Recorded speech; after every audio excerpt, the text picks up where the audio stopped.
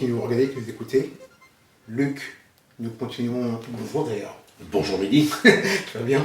Oui, très bien. Tellement merci. parti dans tout ce que tu nous dis. Donc aujourd'hui, tu nous parles de quoi, Luc? L'aveugle de naissance. D'accord. Une énigme. D'accord. Une énigme. Luc, nous t'écoutons. Comment se fait-il que des personnes naissent handicapées? Une question grave, douloureuse.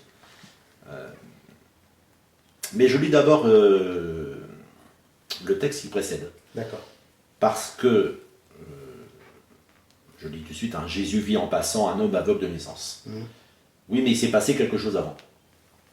Et ce qui s'est passé, c'est un discours du Seigneur. Abraham, votre père, a tressailli de joie de ce qu'il verrait mon jour. Il l'a vu et il s'est réjoui. Les Juifs lui dirent, tu n'as pas encore 50 ans et tu as vu Abraham. Jésus leur dit, en vérité, je vous le dis, avant qu'Abraham fût, je suis. Là-dessus, ils prirent des pierres pour les jeter contre lui. Mais Jésus se cacha et il sortit du temple. Alors, le verbe voir est très présent dans cet échange entre Jésus et ses contradicteurs. Abraham verrait mon jour. C'est ça que je vais te poser. Abraham a vu mon jour. Abraham s'est réjoui de voir mon jour. On lui réplique, ah oui, tu n'as même pas 50 ans, tu as vu Abraham. Et puis enfin, là le verbe voir à l'envers, Jésus se cacha, c'est-à-dire il se soustrait au regard de ceux qui veulent le tuer. Et il se cache et est sorti du temple. Mais pourquoi il leur dit ça, Jésus, à ces personnes? Pour leur dire qu'ils sont aveugles. Ah, direct, ça. Pour leur dire qu'ils sont aveugles. D'ailleurs, ce sera la fin du chapitre 9. Après le récit qu'on va lire de la guérison de l'aveugle de naissance, il y a encore tout un long discours de Jésus qui se termine. Je suis venu pour un jugement, montrer que ceux qui voient sont aveugles et que les aveugles voient. Un renversement, comme on dit. Mais Jésus, donc, parce qu'il veut montrer qu'il est le Fils de Dieu. Et personne ne s'y trompe quand il dit « je suis ». Le seul qui peut dire « je suis », c'est Dieu. Tout à fait. Moi, je peux dire « j'ai reçu l'existence ». On m'a donné la vie. Oui. J'ai reçu la vie en héritage. Mais je ne peux pas dire « je suis ». Même si un de nos ancêtres gaulois ou francs a dit « je pense ». Donc je suis. Est-ce que je peux réduire mon existence au fait que je pense? Bien sûr, c'est important de penser. Mais je suis parce que j'ai reçu l'existence. Dieu est en lui-même et par lui-même. Je suis qui je suis qui je serai. C'est comme ça qu'il s'appelle devant Moïse. Mais dans l'histoire d'Abraham, là, c'est que quand on va dans la Genèse, on a deux épisodes où clairement Abraham a vu Jésus. Alors sous une forme particulière. Alors Genèse 18, l'Éternel lui apparut parmi les chênes de Mamré, c'est là qu'Abraham avait l'habitude de prier, comme il était assis, à l'entrée de sa tente, pendant la chaleur du jour, c'est-à-dire l'heure de la sieste. Il leva les yeux et regarda, et voici, 3 hommes étaient debout près de lui. Alors le texte commence, l'Éternel lui apparut, donc c'est vraiment Dieu qui lui apparaît. Et sous quelle forme? 3 hommes étaient debout. Et la suite du récit dit que 2 hommes vont s'éloigner vers Sodome, et un homme va rester avec Abraham. Et cet homme, c'est l'ange de l'Éternel. Et Abraham va intercéder pour Sodome et Gomorrhe, et surtout pour son neveu Lot. Mais là, il a vu Jésus. Alors pas Jésus venu en chair, mais ce qu'on appelle une théophanie, une représentation de Jésus. Et puis l'autre moment où probablement Abraham a vu Jésus, c'est un moment beaucoup plus dramatique, c'est quand Dieu a demandé à Abraham de lui offrir son fils Isaac. Et au dernier moment, alors qu'Abraham est prêt à lever le couteau pour tuer son fils, l'offrir en sacrifice, l'ange de l'Éternel lui dit, arrête, arrête-toi, j'ai vu que tu m'as obéi. Et quand Jésus dit, Abraham m'a vu et il s'est réjoui, on comprend qu'il s'est réjoui, Oui. puisque son fils a été épargné. Oui. Mais en acceptant ce qu'on appelle la ligature d'Isaac, Abraham montre sa foi et il annonce Jésus qui lui va réellement mourir pour nos péchés et réellement s'offrir en sacrifice. Alors voilà donc tout ce qui est dit sur la vue. Et puis autre chose, c'est que aucun être humain ne peut se soustraire au regard de Dieu. Et c'est le livre des Proverbes qui nous dit « Les yeux de l'Éternel sont en tout lieu, observant les méchants et les bons. » Donc nul ne peut se soustraire, ne peut se cacher à la vue de celui qui voit tout. Notre regard à nous est parfois un regard de haine. Oui. C'est pour ça qu'on a peur du regard des autres. Parfois. Mais le regard de Dieu n'est jamais un regard de haine. Donc Dieu voit tout, mais il nous voit avec compassion, avec bienveillance, mais aussi avec sévérité.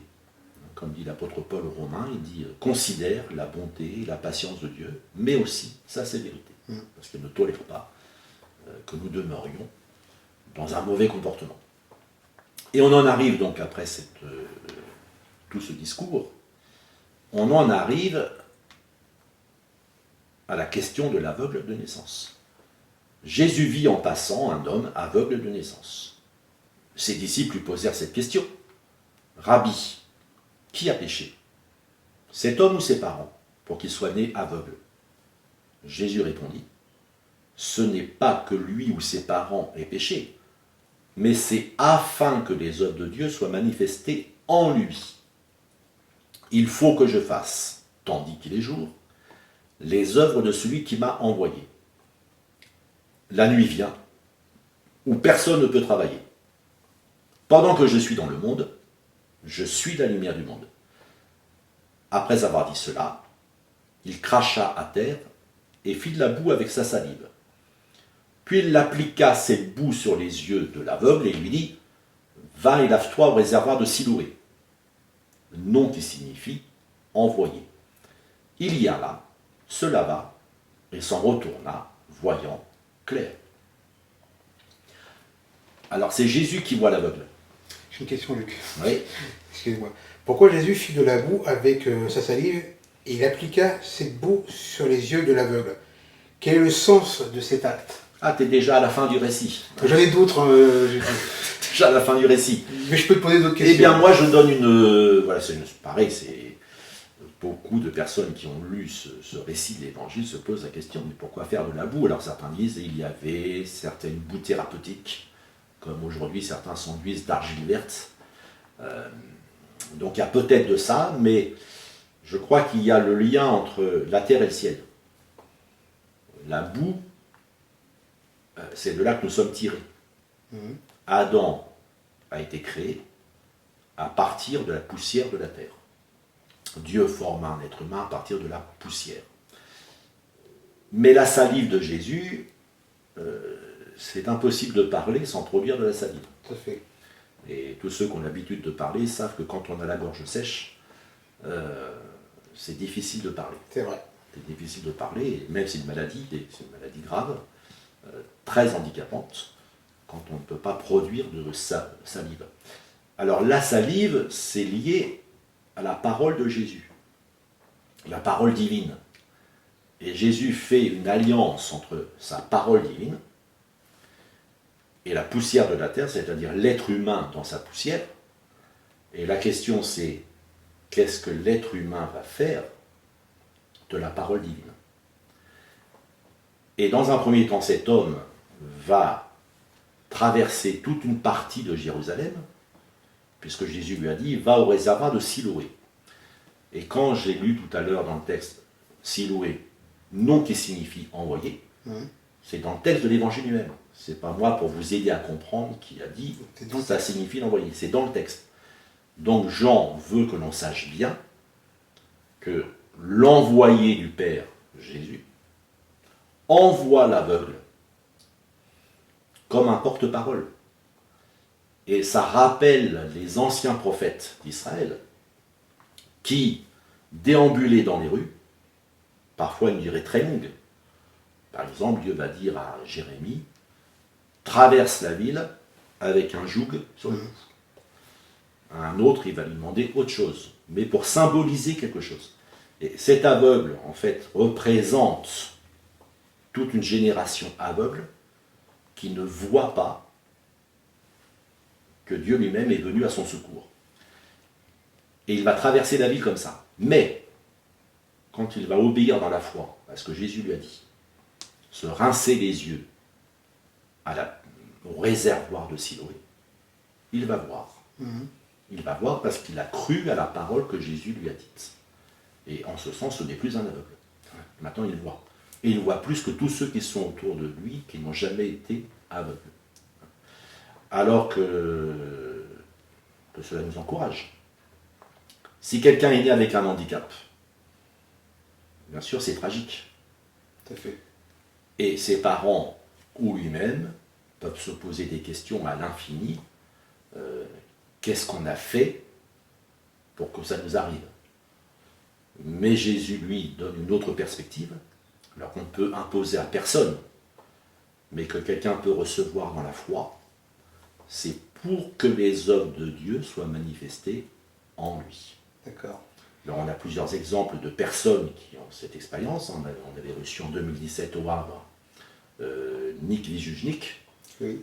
qui est né sans bras et sans jambes, et qui pourtant glorifie Dieu par son témoignage de la paix et de la consistance que Dieu a donnée à sa vie, malgré son handicap. Pour ça, c'est pas pourquoi je suis né comme ça, mais est-ce que même dans cet état-là, je permets à Dieu de se glorifier au travers de moi, comme l'aveugle a accepté de faire ce que Jésus lui avait demandé. Et ainsi, il a glorifié Dieu. Merci Luc pour toutes ces explications. Merci à vous d'avoir écouté. Que Dieu vous bénisse. À la semaine prochaine. Au revoir.